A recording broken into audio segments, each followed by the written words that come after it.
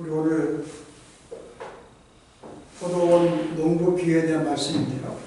우리가 많이들 알고 있는 말씀입니다. 우리 내용을 간단히 설명을 하게 되면, 포도원 주인이 자기의 포도원을 사람에게 맡기고 떠났어요. 그래서 얼마를 이제 거기서 소출한 물건을 얼마를 받으려고 종들을 보낼 때마다 계속 이들이 주지도 않고 때려서 내쫓습니다. 반복하기는 3번이나 반복을 해요. 여기 3번을 했다는 것은 그때 이스라엘의 숫자 3은 완전한 숫자이기 때문에 내가 그들에게 충분하게 계속 기회를 주고 보냈다고 볼 수가 있습니다. 근데 마지막에 결국은 이것도 안 되어서 이제 당신이 이제 아들을 보냈는데, 결국은 이 아들을 보내서 내쫓은 게 아니라 혹시 이 아들을 죽이면 우리가 상속자가 되지 않을까. 스스로 이제 이 포도원의 주인이 되기 위해서 결국은 이 아들을 죽입니다. 그 결과로 어떻게 되거든요?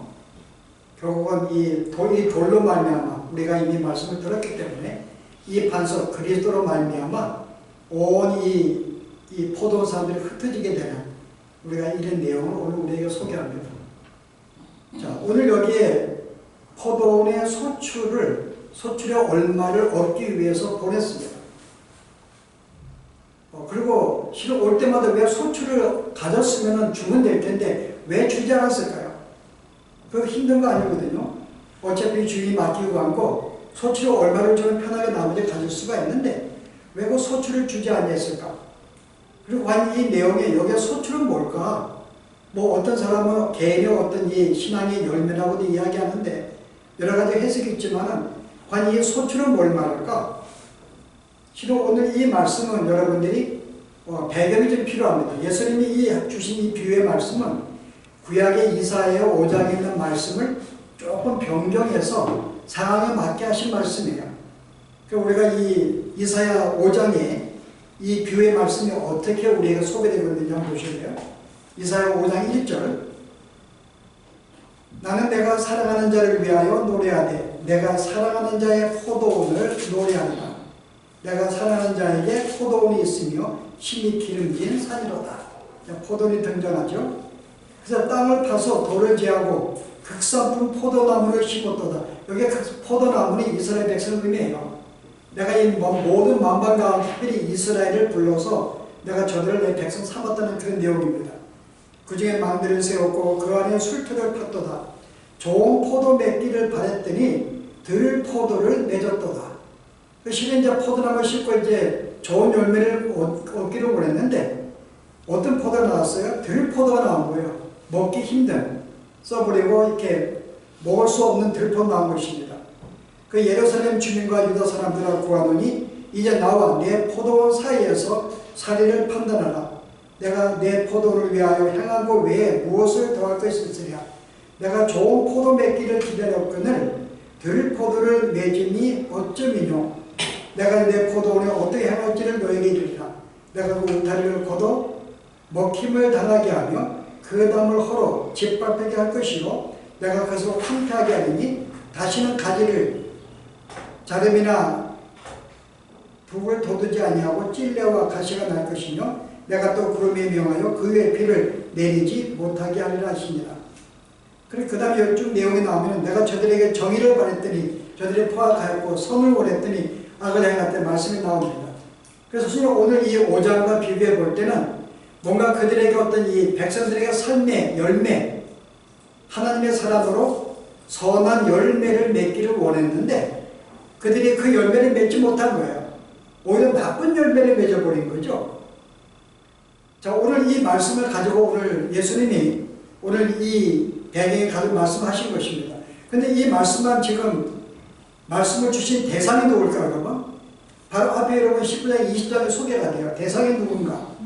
자, 예수님이 십자가에 달리시려고 예루살렘에 입성하셨어요. 제일 먼저 하신 일은 성전에 가셔서 거기에서 장사하는 사람들을 다 내쫓는 일입니다.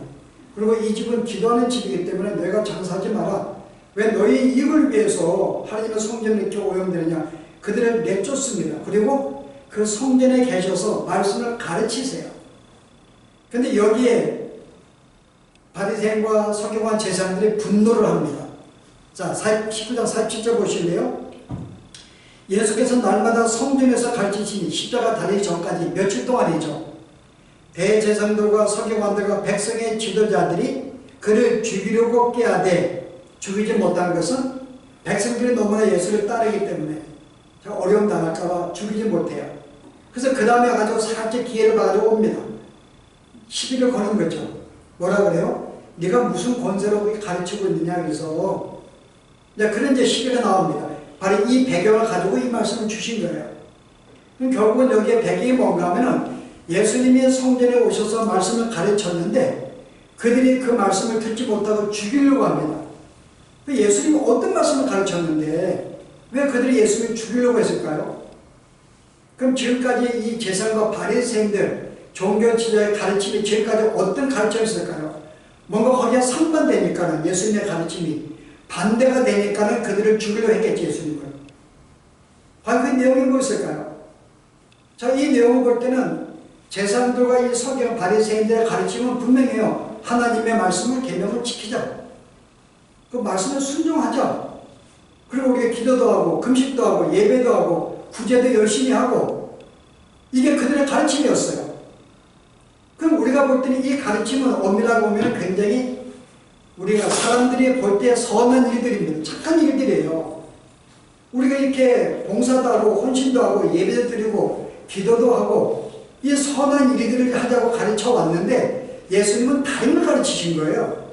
자, 그 내용이 뭘까요? 너의 잘못이 너희는 하는 모든 가르침이 잘못된 것이고 너의 삶이 잘못되었다. 회개하라는 것이죠. 아니 우리가 회개할 게 없는데 아니 이렇게 우리가 열심히 하나님을 섬기고 잘하고 있는데 왜 회개하라고 그럴까? 그 자기들이 여기에 이해를 못한 거죠.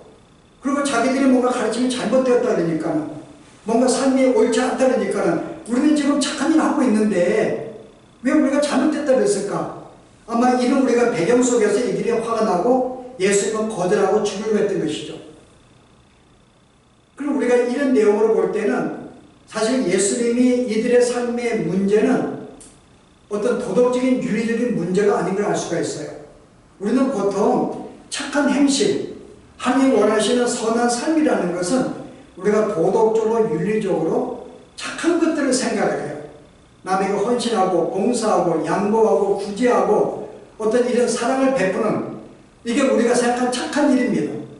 근데 오늘 이 일이 예수님은 옳지 않다고 하는 거죠. 여기에 우리가 돌려야 되는 거예요. 아니 우리가 하고 있는 게 왜 옳지 않을까? 분명히 구제도 하고 사랑도 하고 위에서 기도도 해주고 하고 있는데 왜 옳지 않다고 말하고 있는 거죠. 그래서 오늘 이 문제는 단순히 우리가 행하고 있는 윤리적인 도덕적인 착한 행실이 아닌 걸 알 수가 있어요. 과연 이게 뭘까? 이들이 무엇이 잘못되었는가를 발견해야 됩니다. 자, 우리가 이걸 알기 위해서 첫 번째 가질 질문은요. 그럼 성도의 삶이 무엇인가를 먼저 정해야 돼요. 자, 우리가 어떻게 성도가 되었을까? 예수님이 오신 목적이 뭘까? 첫 번째 하나 정의한다면요. 우리의 옛사람을 죽이러 오신 거예요. 옛사람은 멸망된 자손이기 때문에 옛사람이 뭐죠? 내가 하나님의 피조물로 하나님의 총직으로 섬겨야 될 존재를 지원받았는데 내 스스로가 하나님이 되기를 원하고 그의 지시도 받지 않고 그와 끝나서 내가 스스로 하나님이 되어 내가 모든 계획을 세우고 인생을 살아가는 것, 내가 하나님의 대우를 받기 원하는 이게 바로 인간이 타락한 죄의 본성입니다. 이게 옛사람이에요. 그 옛사람은 항상 모든 삶이 자기중심이에요. 내가 삶을 정리하고 내가 계획을 세우고 내가 삶의 하나님의 되기를 인정받기를 원하고 내가 모든 그런 마음으로 가는 거죠. 근데 오늘 성도의 삶은 그 반대입니다. 이미 우리는 그리스도가 십자가를 못 박히고 우리는 그와 함께 어떻게 됐는가요? 함께 우리는 못 박혀 죽었어요. 그래서 갈라디아서 3장에 바울이 우리에게 뭐라고 이야기해요? 다 우리가 잘 알고 있는 말씀인데요. 제가 2장 20절 내가 그리스도와 함께 십자가에 못 박혔나니 그런즉 이제는 내가 산 것이 아니요 내 안에 그리스도께서 사신 것이라. 이제 내가 육체 가운데 사는 것은 나를 사랑하사 나를 위하여 자신을 버리신 하나님의 아들을 믿는 믿음 안에 사는 것이라.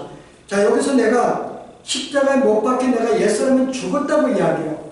다시 내가 살아난 것은 새로운 피조물, 새로운 존재입니다. 그럼 우리가 여기서 이 죽은 우리가 옛사람이 죽었는데요. 에베소 1장은 옛사람의 죽음을 이렇게 표현해요. 한번 보실래요? 1장에 보시면은 24절에요. 에베소 5장 24절. 그리스도 예수의 사람들은 육체와 함께 그 정욕과 탐심을 십자가에 못 박았느니라. 자, 옛사람을 죽었다는 것을 그냥 옛사람이 죽었다고 표현 안 하고 뭐라 그래요? 육체와 함께 정욕과 탐심이 죽었다는 거죠. 그 옛사람의 추구는 내가 계속 하나님이 되기를 원하고 이를 위해서 계속 어떤 목적을 가지고 성체를 밀고 나가는 거예요. 여기 육체의 욕심과 정욕과 이런 것들이 포함이 되겠죠. 근데 이것이 바로 그리스도를 믿는 사람들은 이러한 삶이 죽었다고 이야기해요. 육체가 죽었습니다. 그럼 우리는 이제 예수 믿는 사람은 우리는 옛사람이 육체가 죽었기 때문에 이제는 나머지 새 사람과 더불어 하나님과 이제 기뻐하고 즐거워하는 것이 우리의 삶이에요. 논리적으로 맞습니다. 이게 우리의 삶이죠. 그런데 문제는 여전히 우리의 자아가 죽었는가가 문제죠. 여전히 우리의 육체가 죽었는가. 여전히 우리는 우리의 이 자아, 우리의 육체의 소원을 가지고 그 소원을 성취하기 지금도 애를 쓰고 있어요. 그리고 우리가 갖고 싶은 것들, 우리 육체의 만족을 위해서 계속 누리려 하는 모든 것들을 여전히 지금도 추구하고 있습니다. 실은 우리가 죽음에도 불구하고 죽었는데 여전히 추구하고 있는 게 문제라는 거죠. 오늘 이스라엘 백성들이 바로 이런 오늘 이 바리새인과 제사장들이 이런 문제가 있었던 거죠. 여전히 자기들이 추구했던 삶이 뭔가 하면은 여전히 옛사람의 삶의 방식을 가지고 살고 있다는 거죠. 쉽게 설명하면은 그럼 그들이 지금 주일 나와서 예배하고 봉사하고 내가 구제하고 기도하고 이 모든 것들은 과연 누구를 위한 것이냐 그 말이에요. 그들이 하고 있는 것이 우리가 봉사해요, 기도해요, 성경 보고 예배도 합니다. 결국은 누굴 위해서요?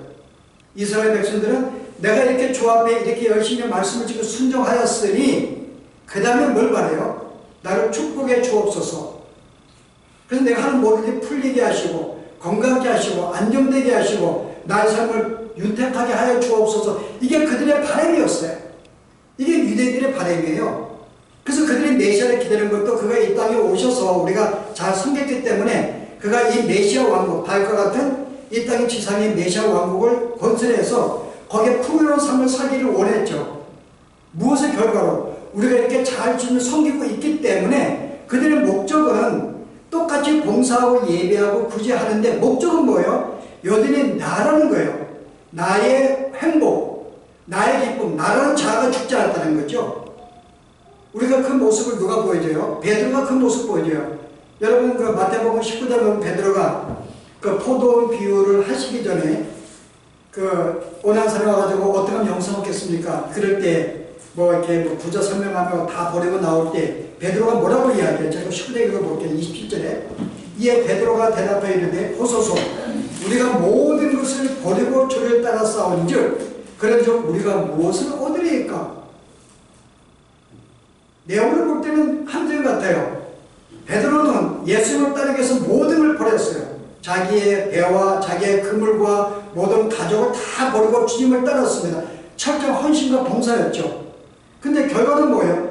이렇게 했기 때문에 그럼 그 다음에 우리에게 무엇을 주실 건가요? 이게 목적이었던 거예요.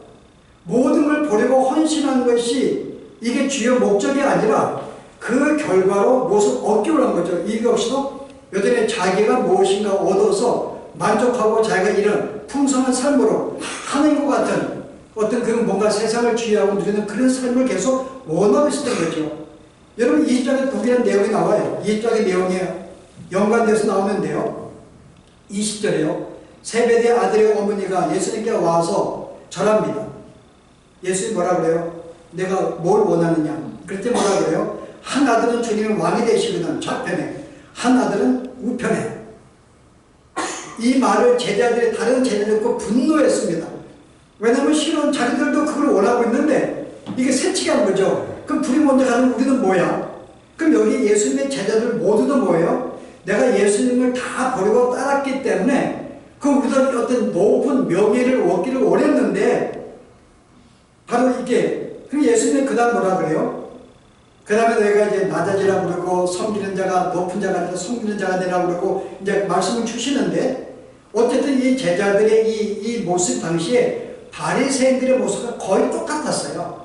주님을 따른 것 외에는, 주님을 따랐지만은 똑같이 이쪽은 율법을 따르고 이쪽은 주님을 따랐지만은 동기는 똑같은 거예요. 바리새인들도 내가 주님을 열심히 섬겼기 때문에 우리에게 축복을 주옵소서. 요즘 내가 번성하고 안정되기를. 베드로와 이 제자들도 뭐예요? 내가 모든 걸 버리고 주님을 따르고 헌신하고 봉사했으니 우리에게 무엇을 주십니까? 어떤 소유도 풍성해 주시고 우리의 명예도 높게 해주시고 건강하게 해주시고 안정을 지켜주시고 이런 소원이 있었던 거죠. 바로 이 문제가 지금 당시에 구약에 있는 모든 이 이스라엘 백성 가르침들이 이런 마음으로 주님을 섬겼다는 거예요. 그래서 이사야의 이 내용이 그거예요. 내가 너에게 선한 열매를 얻기로 하는데 이게 바로 선한 열매는 제가 윤리가 아니라 그랬습니다. 그들은 헌신했어요. 봉사하고 정작 살았지만 그런 거 원한 게 아니에요. 바로 이 우리의 관계는 다시 하나님이 나의 주인이 되어서 내가 그분에게 청지가 되어서 그분의 뜻을 따라 사는 것이 이게 원래 목적, 이걸 원했는데 여전히 저들은 자기들의 삶이 중심이 되어서 자기가 주인이 되어서 나의 만족과 내 행복을 위해서 어떤 목표를 성취하고 계속 달려가고 있다는 거죠. 그래서 그게 안 되니까 실망하고 슬퍼하고 그게 잘 되면 기뻐하고 즐거워하는 이 모든 삶이 노예 중심이라는 거죠. 여기 지금까지 구약의 모든 사람들이 여기에 걸려들었고 당시에 이 모든 지도자들도 여기에 걸린 거죠. 그 예수님은 하나님은 구약에서 계속해서 선자들 계속 보냈어요. 너는 회개하라. 그거 옳은 사람 아니야. 내가 주인인 거 알고 나를 붙잡고 순종해야지. 계속 가르쳤는데 그들은 계속 거절했던 거죠. 계속 쫓아버리고 그들은 선자 말을 듣지 않았습니다. 혹시 아들을 보내면 듣지 않을까? 역시 아들 똑같이 가르쳤는데 똑같이 죽이려고 했던 거죠. 결국은 죽임을 당했어요. 여기 주인이 화가 난 거예요, 이제.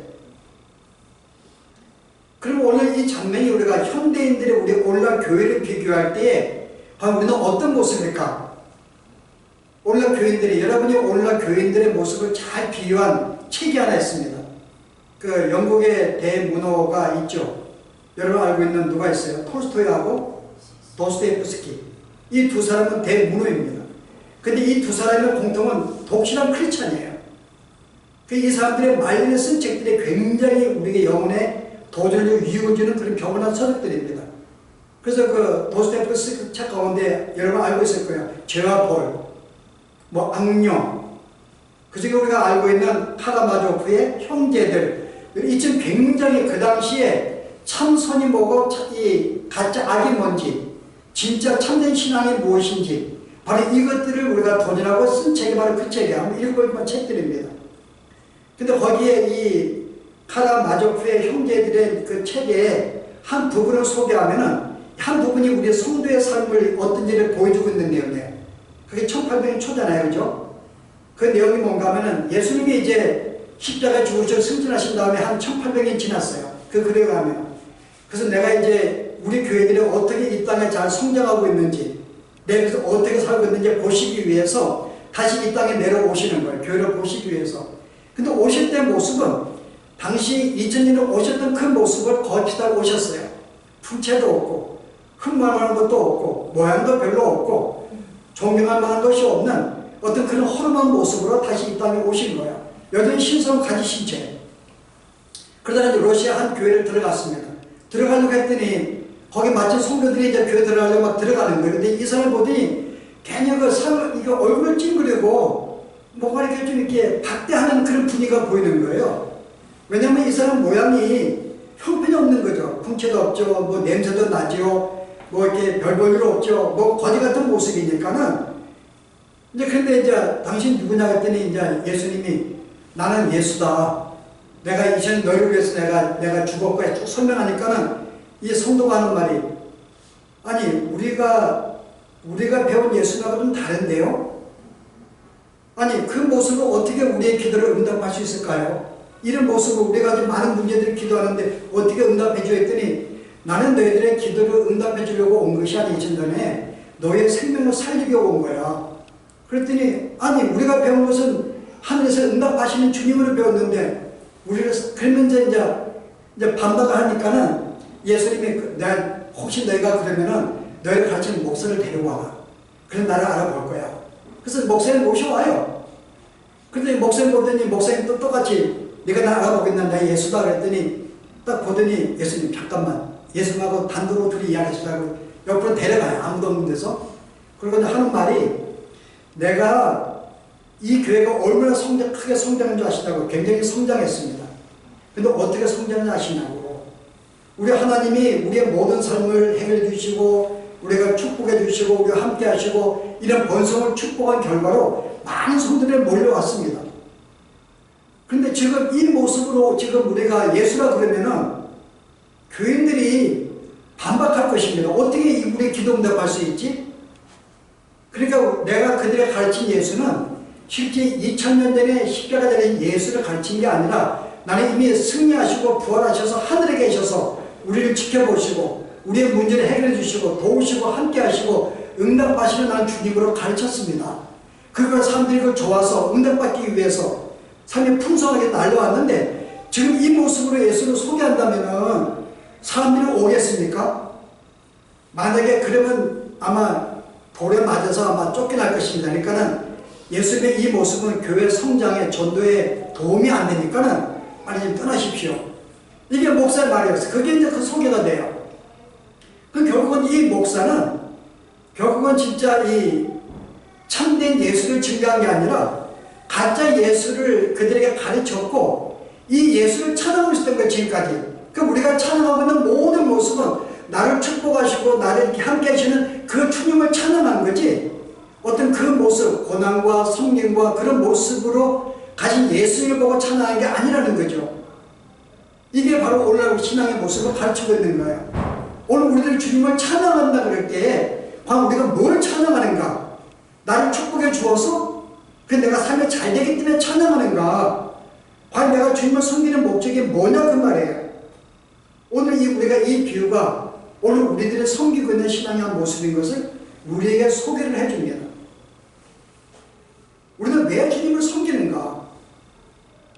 물론 이 사단의 악하기 때문에 죄는 굉장히 교활해요. 그래서 우리가 마치 주님을 내가 섬긴다는 어떤 명목으로 종교적인 도전 내가 착하게 살았으니 열심히 주님을 섬겼으니 복을 받는 개념도 있지만요. 잘못된 거지만 반대의 개념도 있습니다.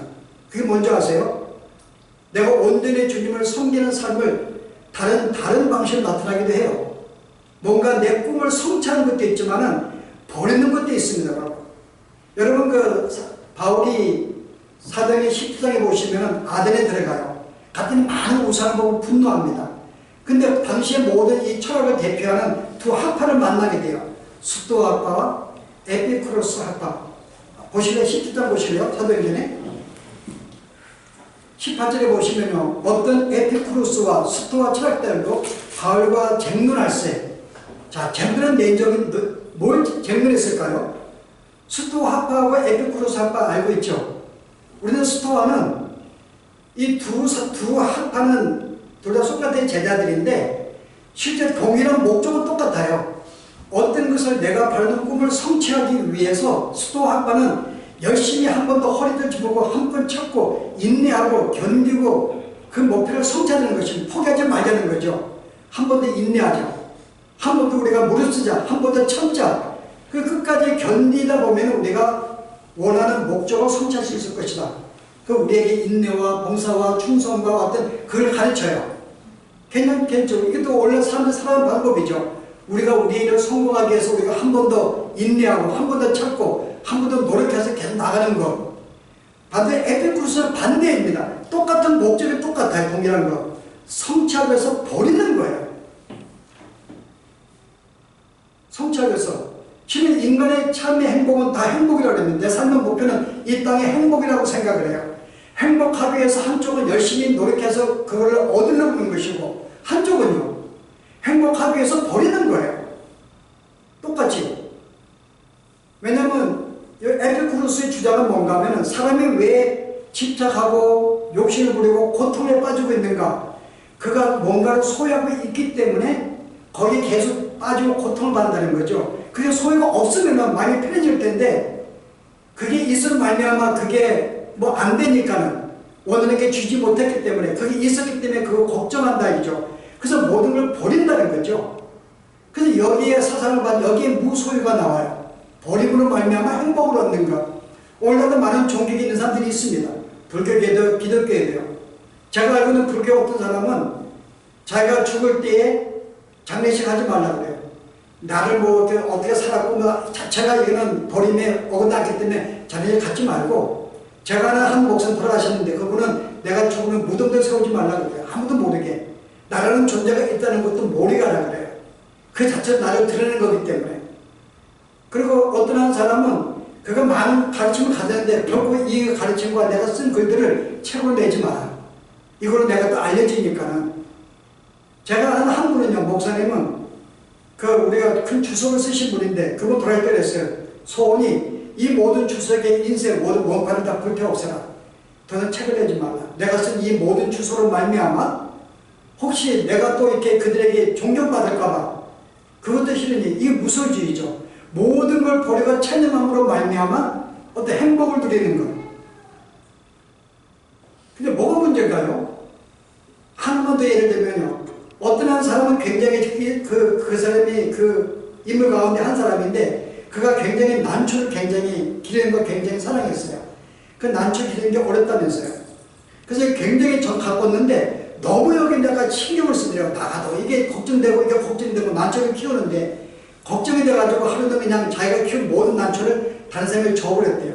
그때 마음이 그렇게 편할 수가 없더래요. 편하라고. 그러면 자기는 편한데 다른 사람은, 그 받은 사람은 뭐라고요? 자기가 편하려고 다른 사람 고통을 줘요? 그 사람도 그거 받았으면 자기도 그거 갖으려고 또 그만큼 고민할 거 아니에요. 집중하고. 그 자기가 편하려고 남에게 그거를 또 준다? 뭔가 문제가 있죠. 이 무소유의 특징은 뭘까요? 이것도 우리가 오늘 많은 사람들이 가져가요. 특별히 이 종교계에서 어떤 이 종교적으로는 많이 우리가 초심으로 버리고 이걸 많이 강조하죠. 내려놓으면 강조하죠. 문제는 뭘까요? 여러분 실제 내려놓는다 그럴 때 우리 기독교에 내려놓으면, 우리도 기독교는 내려놓음이에요. 근데 우리의 내려놓음은 내가 가진 소유를 버리는 게 아닙니다. 우리의 내려놓음은 내 옛사람의 속성에서 벗어나는 것을 우리가 내려놓음, 버린다고 우리는 설명해요. 이게 정의입니다. 옛사람의 속성, 옛사람이 추구하는, 내가 스스로 하나님이 되기를 원하고 그걸 위해서 내가 이렇게 모든 걸 얻기를 원하는 그 속성에서 벗어나는 것을 우리는 내려놓음, 우리가 버림이라고 이야기합니다. 근데 이 무소유주는요, 모든 환경과 고통이 외부에서 온다고 생각을 해요. 내가 이렇게 내 삶인데 외부가 이게 있기 때문에 내가 힘들다는 거죠. 외부의 조건이 있습니다. 근데 기독교의 삶은 외부하고 상관이 없어요. 이미 우리는 주님을 믿으러 주의 자녀가 되었고 우리는 이미 화평과 평안을 누린 자들입니다. 외부에서 오는 게 아니라 하나님의 자녀가 된 사실이 기쁘고 즐거움이에요. 그러면 내가 어떤 소유가 있은들 없은들 그게 나에 영향을 주면 안 됩니다. 이게 참된 성도의 모습이거든요. 내가 물질을 하나님 만져서 잘 살 수 있어요. 못 살 수 있습니다. 근데 그것 때문에 내가 많기 때문에 기뻐하고 적기 때문에 슬퍼한다면 물질이 내 목적이 되는 거죠. 이게 바로 그 무소유가 그것 때문에 힘들어하는 거예요. 있기 때문에 힘들어하는데, 성도에 우리가 내리려면 내가 그리스도의 내가 종으로서 나에게 많이 주문 주는 쓰는 거고, 없는 대로 내가 안 쓰는 거고, 주의 형편에 내가 주의 뜻 안에 살아가는 모습이기 때문에 우리는 어떤 상황에도 외부 영향 안 받습니다. 사업이 잘 된다고 기뻐하지도 않아요. 사업이 많으면 금방 쓸 일이 많은데 힘든 건데, 안 된다고 고민하지 않습니다. 내가 원하는 거 성취한다고 기뻐하는 것도 아니고 안 된다고 슬퍼하는 것도 아니에요. 외부적인 환경이 우리를 신앙으로 넘어뜨리지 못합니다. 왜냐하면 우리는 하나님의 자녀로 이미 구원받았고 영원한 생명 얻은 존재로 이 땅에 나가는 삶이기 때문에 사는 동안에 주의 성품 가지고 내가 나타내고 사랑을 나타내면서 사는 삶이고, 받은 구원을 하나님의 자녀가 된 것을 기뻐하고 즐거워하는 우리가 이런 삶을 사는 것이지, 외부로 내가 좀 아픈들, 안 아픈들, 삶이 좀 불편한들, 아닌들, 이게 나에게 주는 게 아니거든요. 근데 오늘 여기에 바리새인들과 이 모든 사람의 문제는 뭔가 하면은 그들은 외부적인 환경에서 이 모든 가지를 했던 거죠. 이게 구원받지 못한 자의 특징인 거예요. 외부적 환경, 내가 이렇게 섬겼으니 보다 나에게 많은 걸 주옵소서. 그게 소유든 건강이든 명예든 간에 그게 내가 있으면 말미암아 더 행복해질 수가 있고, 없으면 행복해지지 못하는 거죠. 예수님이 여기 도전한 거예요. 너의 참된 삶이 나의 종으로서, 나의 자녀로서 나를 만족하고 살아야 되는데 너희는 계속 너희가 스스로가 다른 것으로 만족하니까는 나와 관계가 끊기게 되고 스스로 하나님이 되기를 원하고 너의 삶의 중심이 되어서 네가 모든 목표를 추구하니 이게 문제라는 거죠. 그래서 오늘 이 세상의 두 차자가 오늘 우리 인생의 삶을 거의 대표하고 있어요. 어떤 사람은 자기 행복을 위해서 열심히 노력하는가 하면 어떤 사람은 포기하기도 하죠. 그러나 중심은 여전히 내 삶의 목적이에요. 내가 행복하기 위해서, 나는 이 정도 나는 무수의 삶을 살았어, 나의 가치를 나타내기 위해서 나는 이 정도 했어. 여전히 자기가 주인이고 자기가 이 땅의 어떤 왕인 거죠. 이게 삶의 문제라는 거죠. 근데 성도의 참된 삶은 내가 하나님이 아니고 내가 스스로의 주의 내가 청직인 줄 알고 주의 아들인 줄 알고 내가 하나님의 뜻을 붙잡고 살아가는 거예요. 그 뜻이 가난하게 살면 가난하게 사는 거예요. 부자로 살면 부자로 사는 것입니다.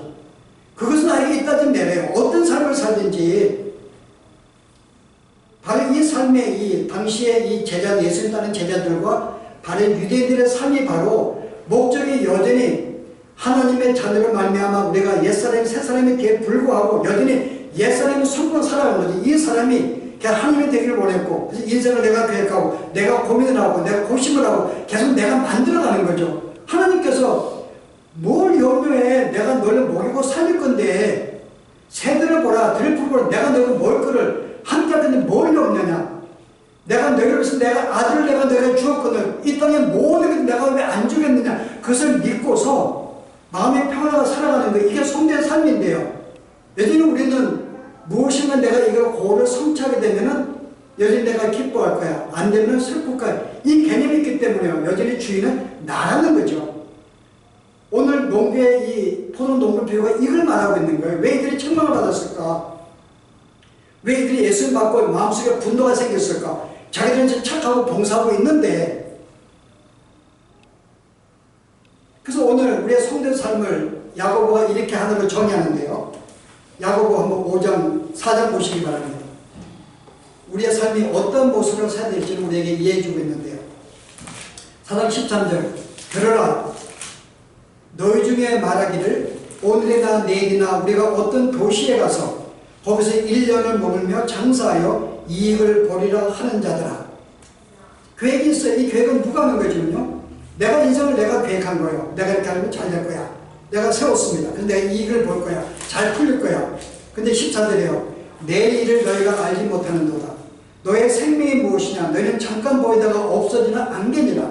너희는 도리어 말하기를 너희 이렇게 말하는 거죠. 주의 뜻이면 우리가 살기도 하고 죽기도 하고 이것이나 저것이나 하리라 할 것이거늘 이제도 너희는 허탄한 자랑을 하니 그러한 자랑은 다 악한 것이니라.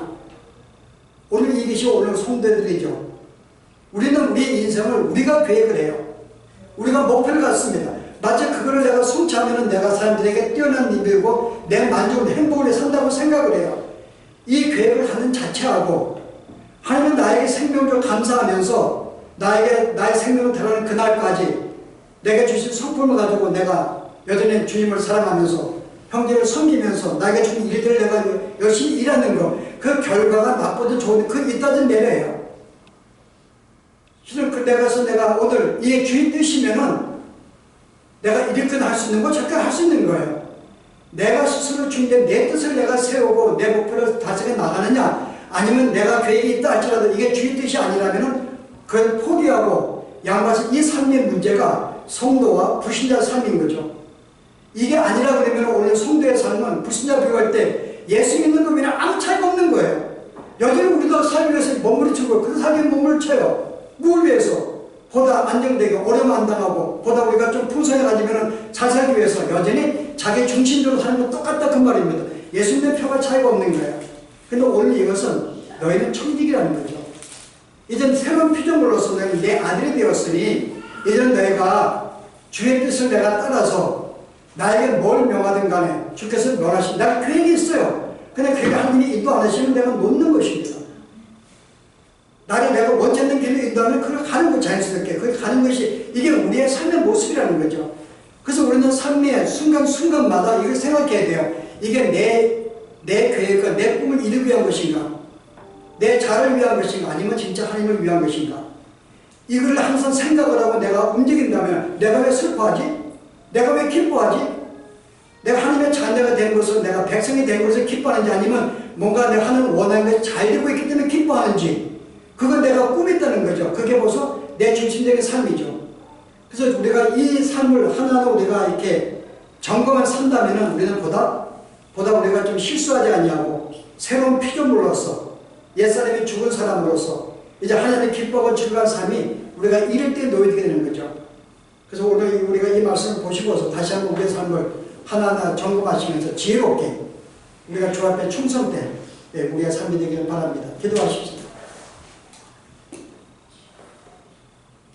오늘 다시 한번 주의 말씀을 통해 우리의 삶을 돌아보았습니다. 여기는 내가 그리스도로 말미암아 십자가로 말미암아 십자가 함께 죽은 존재가 아니라 여기는 내 자아가 살아서 나의 만족을 위해서 내가 하나님과 같이 높여지기 위해서 내가 보다 안정된 삶을 살기 위해서 여전히 나 중심으로 살아가고 있는지요. 우리가 그러한 삶을 살았음을 주 앞에 고백합니다. 주님 은혜로 함께해 주시옵소서.